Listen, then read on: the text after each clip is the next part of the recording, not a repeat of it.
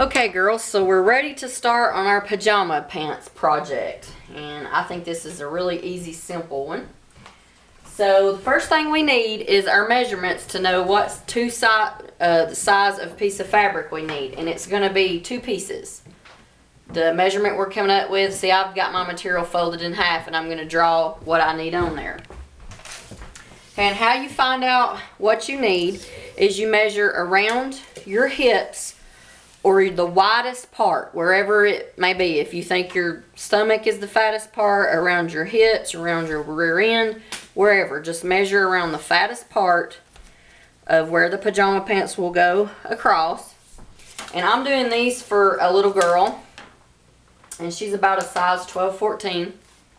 So I measured around her hips, and she was 29 inches around her hips, and that was the widest part. And then her length from her waist to her ankles was 29 inches, and so I'm going to go a little bit more, you know, add another inch because I definitely want them to be long enough. So basically her measurements were 29 by 29. So you take the hip measurement, which is the widest part, and you divide it in half. So for her, 29 divided in half makes 14 and a half, and then you add 6 inches. So that made me come up with 20 and a half inches. Her length was 29 inches. I add 3 inches, so that gets me a total of 32. Now, like I said, I'm going to go ahead and add an extra inch and make it 33. So that gives me my width and length of what size I cut my 2 rectangles. So 20 and a half by 32, or in my case, 20 and a half by 33. Okay, so I measured that on my fabric. And like I said, it's a folded piece of fabric. So I'm going to get 2 rectangles of those measurements. So I'll measure over here and I'll mark it 20 and a half. I measured down here, marked it 20 and a half, and then I took my ruler, my yardstick, and drew me a line between those 2 measurements to make my side. And then I measured down 33 inches from the top, marked a line, and then laid my yardstick across the lines and drew my length. So now I'm going to cut that out, and that gives me my 2 rectangles, my 2 pieces of fabric that I need to make this pattern. Now if you buy a pajama pattern in the store, typically it's like a leg pattern, and then you cut out 4 of them.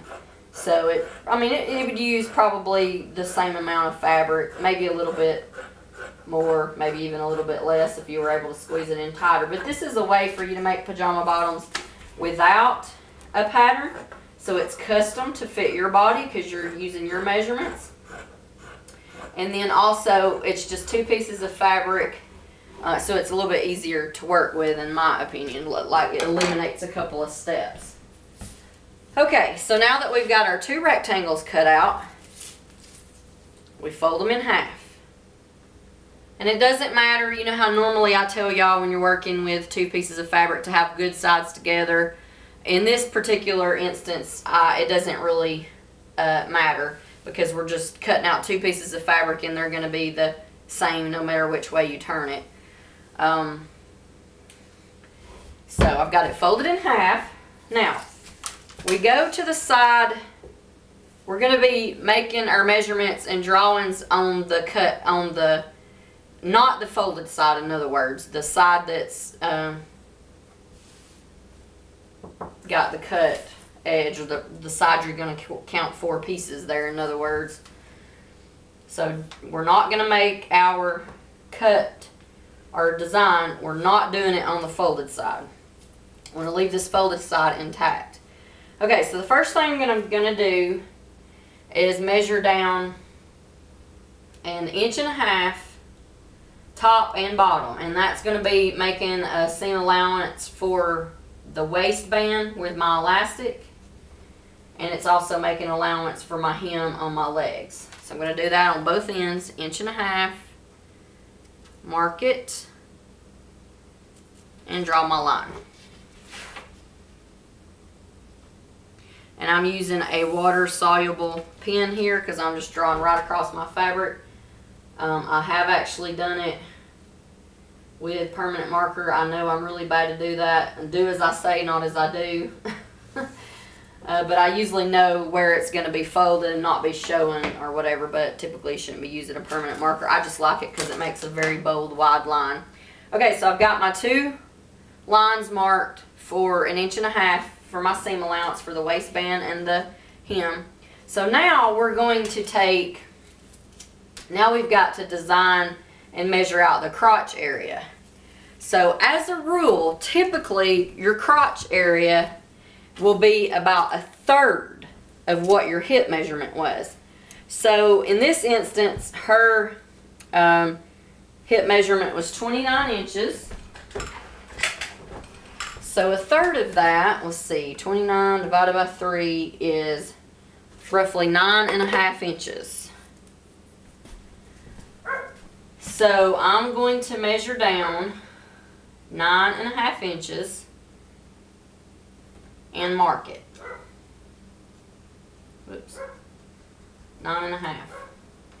Now, one thing I like to say is, this is just a small girl, like about a size 12, 14. She's slender. If your measurements, if your hip measurements, let's say you've got extra wide hips, or you've got an extra fat rear end, or an extra fat stomach, and that sort of makes you kind of big around the waist area, and then you take 1/3 of that to make your crotch seam, and it's actually going to be probably longer than what you need. And I can't stand a pair of pajama pants that are saggy, hanging down, and make me feel like, you know, like they don't fit good. So what I do for me, because yes, I have a little bit of a rear end and a little bit of a stomach, both, so it makes my hip measurement a little wider than it should be. Then I go and measure a pair of pajamas I have that fit good, and I sort of measure how long they are from the waist to the crotch seam. And then I compare what I got, my measurement, I compare it to that and see how far off it is. If it's within 1/2 inch, you're probably going to be fine. But if it's like 1.5 inches off, you may want to split the difference. Okay, so this girl is pretty slim. So I'm just going to go with pretty much 1/3. I'm not going to adjust any on hers. Like I said, on my pajamas, I usually have to adjust. I usually have to do it a little bit less than 1/3 because it makes a really long.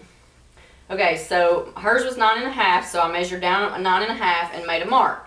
Now, this inseam part, if it's like what I'm doing it for, a young girl, like a 12, 14, that's going to be a small. And so a small would generally be, and if you're doing it for somebody that's a small, that's skinny, you know, no big hips or anything like that, 1.5 inches is going to be about what you're going to use for a size small. If you normally wear a medium in something, you're going to want to do it 2.5. And if you're a large, you're going to want to measure in 3 or 3.5. Once again, when I get in an iffy area here, I take a pair that I have that fit me good, and I measure and see what that pair is. And I had, the one I was most comfortable with was 3. And so I was in between a medium and a large, so that came out about right, me needing it, the inseam on it was 3 inches. But like I said, this is a young girl. She's pretty slender. She might have just a little bit of curve, so I'm going to go a little over 1.5 inches.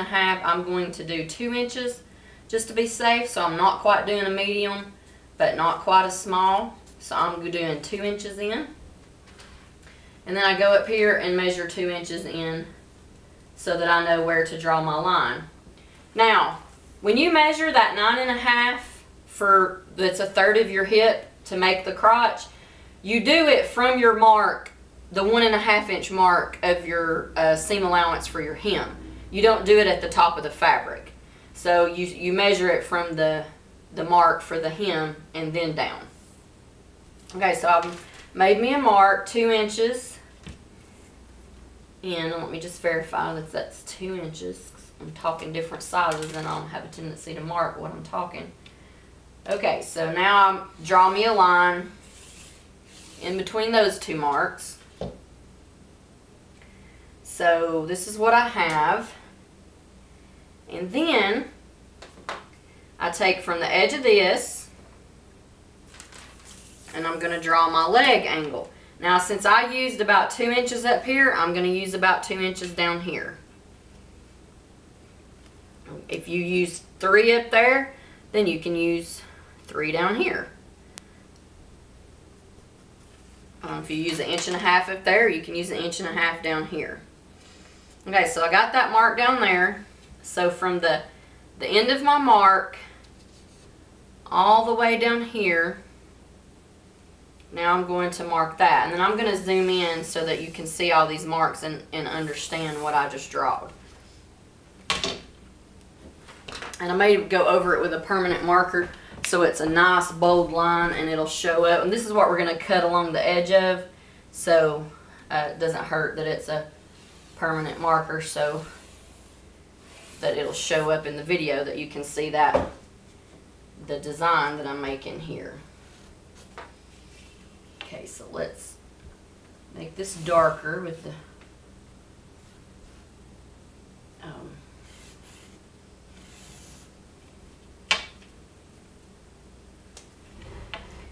okay, I'm going to get the camera.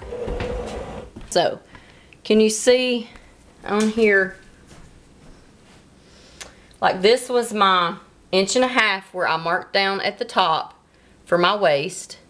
And then from here I measured 9.5 for her crotch area. It was 1/3 of her hips, and I made a mark. Then I measured in 2 inches because she was sort of in between a small and medium. So I measured in 2 inches and made a line that way, and I went back up here and measured in 2 inches. Then I drew a line all the way to the top, and all of this is going to be cut out. Okay, then from the edge of that mark all the way down here to the leg, let me see if I can get it where you can see it, the end of the fabric. Yeah, down here I measured in 2 inches at the bottom and then drew a line with my ruler at an angle all the way back up to my beginning point here at my crotch. And so now I'm going to cut that out with my scissors, and I've made my pattern using the custom measurements. Okay, so I'm going to cut it out along the pattern that I made. I'm just cutting through all 4 layers at a time.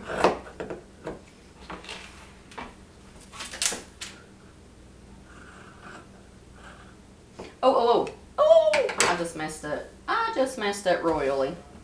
Forgot to tell you something. Right here, you want to make a curved part in your crotch area. You don't want to cut that out in a square like I was just doing. So I'm actually going to have to go down mine a little bit because of me already started cutting into it.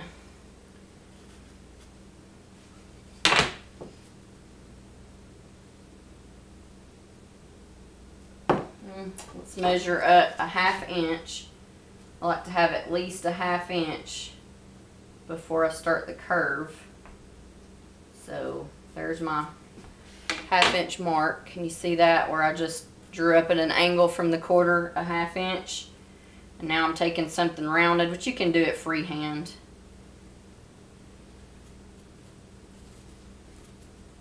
And I sort of made a rounded corner there. You don't want a sharp corner. You want a nice little rounded corner.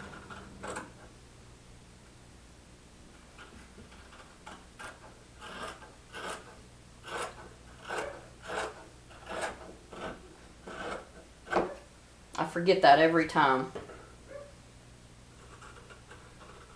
I'm going to round it just a little bit more there.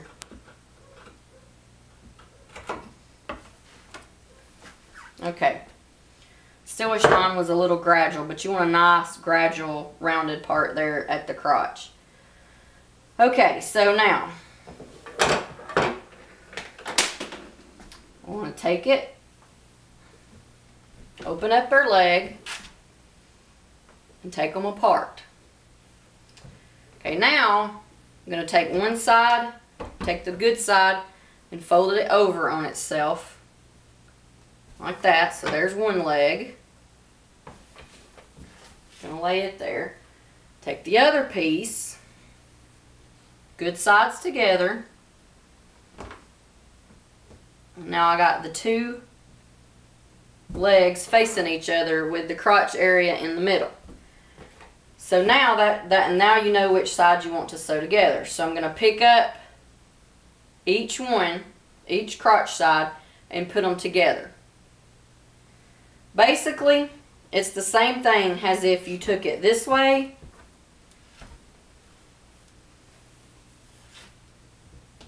and laid it on there,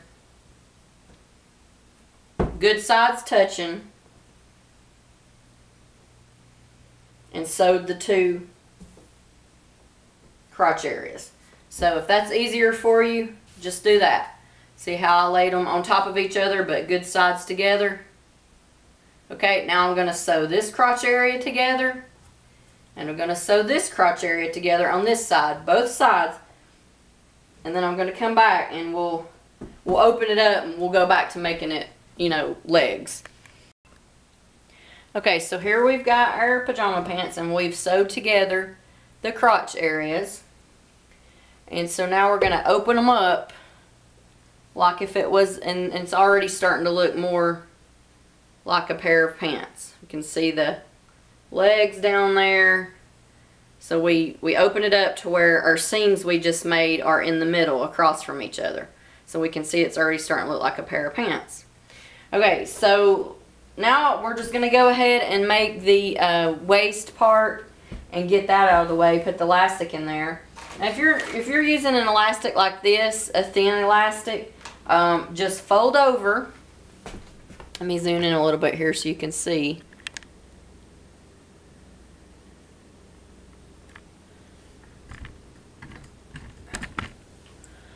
Just fold over your fabric a little bit on the edge, and then fold over about a 1/2 inch, and then just sew that down all the way around.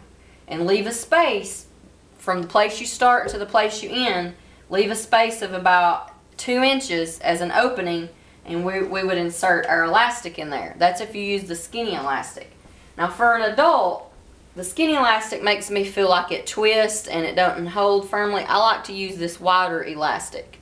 It's about 3/4 of an inch wide, I think. Where's my, what did I do with my measuring tape?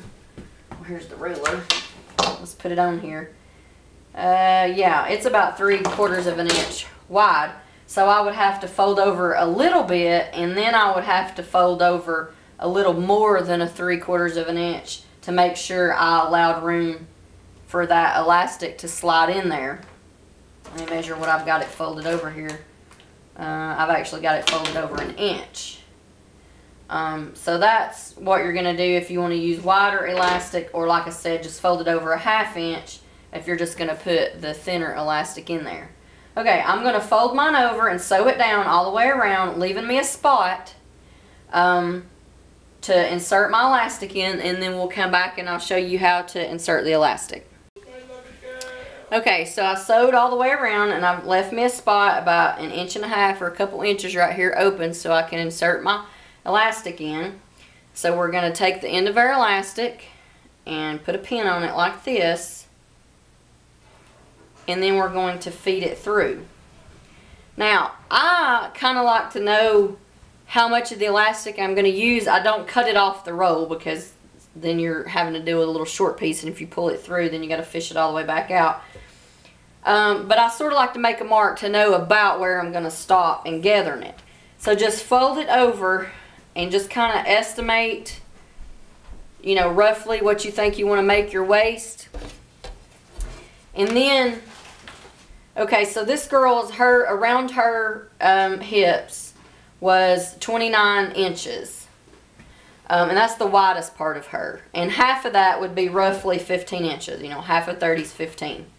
But obviously her waist is smaller than that because that was the widest point. So we're going to say that her half of all the way around her waist is probably 12. We're just going to guess that around her waist was 24.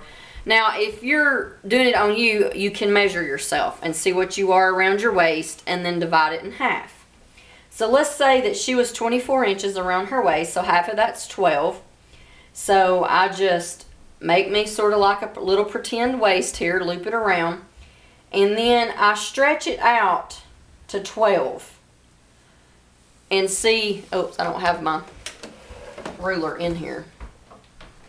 Let's see if you can see my ruler. There we go. So this is basically, I made my waist kind of 11, so I stretch it out to 12. Well, that wasn't pulling it tight at all, so that's not going to hold on her waist. So I know I want to make my waist a little bit smaller. So let's shrink it down, make it a little smaller. So just as a loop, it's at about 10. Now I'll pull it out to 12. I'm still not pulling very much. I want it to feel nice and secure when it's on her waist. I can't stand something that feels like it's going to fall down, but you don't want it so tight that it's digging in you and hurting. So let's see, now we've got it at about 9, and so I pull it to 12. Okay, it's starting to feel a little firmer now, more like it would feel secure on her waist. So I'm going to go with roughly that. So I'm going to take my marker and mark a mark on here, not cutting it yet, I'm just marking it so I know about where I want to sew it together. But I like leaving it on the roll until I get it all the way through so that I don't accidentally pull it out. Okay, so here I've got my waist, and I've got the pin on the end of it, and I'm feeding it in there and just push it on the pin, pull, push it on the pin, go back and pull, and see that feeds in that elastic there. So I'm going all the way around. You might have a little bit of a problem when you have to go over the top of your seam. I laid my seam flat so that when I was going to fit my elastic around, it wasn't going to get caught there. But you might have to sort of move your pin around until you know, if it's folded over or something, you get your pin stuck on that seam there. Okay, so here I am back around where I started, and I'm pulling my pin out. So there it is. I've fed that elastic all the way through. So here's the piece coming out. Now right here's that mark I made. So I'm going to take the pin off. I'm going to pull the end of my elastic. Now with this skinny elastic, it doesn't really matter. I mean, it's not as important, but you want to, you know how awful it feels to be wearing something with twisted elastic in it. Try to make sure it's all laying around the same way. If you're using this wide 3/4 inch elastic, you most definitely want to make sure you don't have it twisted, because that's going to feel horrible. So I'm just making sure as best as I can tell, my elastic is all facing the same way. It's not twisted. So I'm finding that mark that we marked earlier, and I'm putting it on the end there.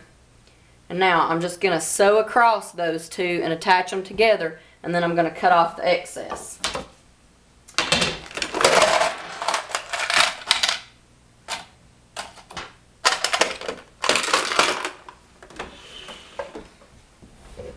Okay, so here I'm going to do that. So I'm just laying my elastic on there, sort of even with the mark I made with the marker. That sort of gives me to know how much elastic I want in the waist without having to try to move it around right now. Okay, so I just sew across that back and forth because I want it to be very secure and sewed together. And now I cut off the excess, the part we're not going to use. So here I have, now I can pull my pajama waist out like that, and then when I let it go, it should all be evenly gathered. So now I'm just going to go and top stitch that little opening where we fed it in, top stitch it closed, and we're done with the waist.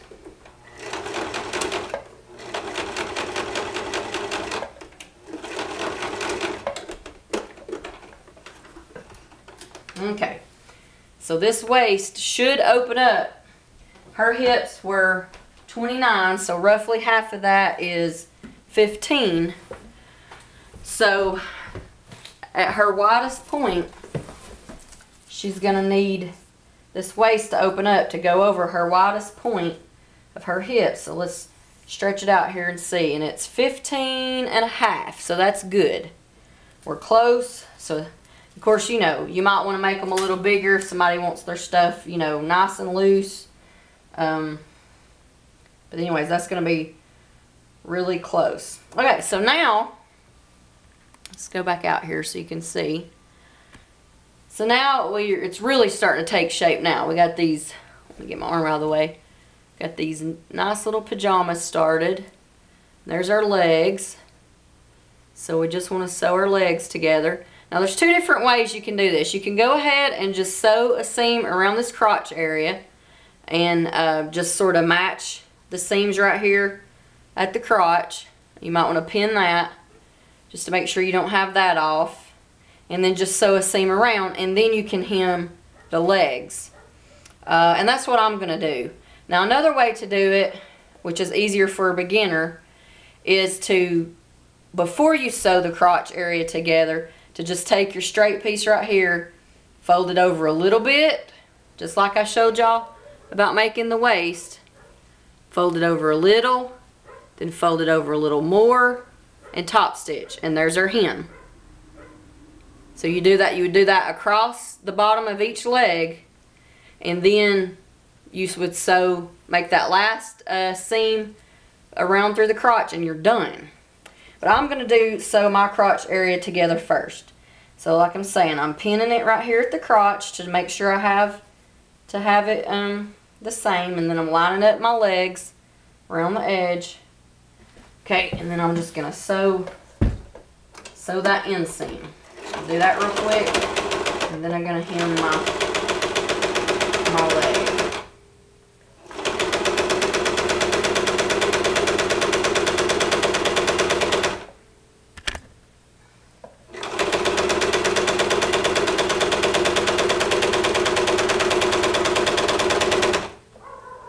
Okay, there we are at the crotch, and you can either fold it one over one way and fold the other over the other way, or you can open it up and sew them flat on each other. I think I'll open mine up. Sometimes I just flip them to one side, but I'm going to open it up. I did a little bit of back stitching there at the inseam at the crotch because that gets a lot of pull. And you definitely don't want that. That's going to be the first place probably that's going to break the seam when you're wearing them. So you might want to do a little bit of back stitching right there to make it nice and strong. And now here I am, all the way down. And I have got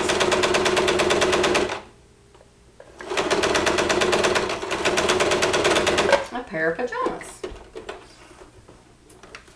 Now, if you had hemmed yours earlier like we were talking about, you would be done. But I'm hemming mine last. So, I'm not going to turn mine right side out yet. And the reason it's easy for me to hem mine last is my machine is like this, where I can take that off and then I can slip a leg or a sleeve on there. Now some of you girls in class, I noticed that your machine doesn't do like that, so you might want to hem your leg first while it was a straight piece of fabric. So I fold it over a little bit, fold it over again,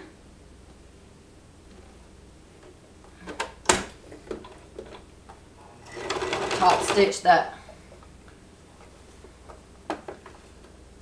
fold it over a little bit, fold it over about a ½ inch. So let's say I fold it over a ¼ inch the first time and fold it over a ½ inch the second time. And that gives me my hem there. And I'll zoom in so you can see that, and then I'm going to turn it off and finish that before I go on to the rest. So this is sort of what it looks like. You can just do a little bit at a time because it's a small amount. So I've got I fold it over a little bit and then fold it over a little bit more. Like I said, I'm guessing that's a 1/4 inch and then a 1/2 inch. So it makes something sort of like this. And then I just, very close to the edge, I just top stitch it. I do that all the way around until I get the both of bottom legs done, and we'll be back. And so there I go. I've got them turned right side out, and that's our pair of pajama pants. Pretty easy.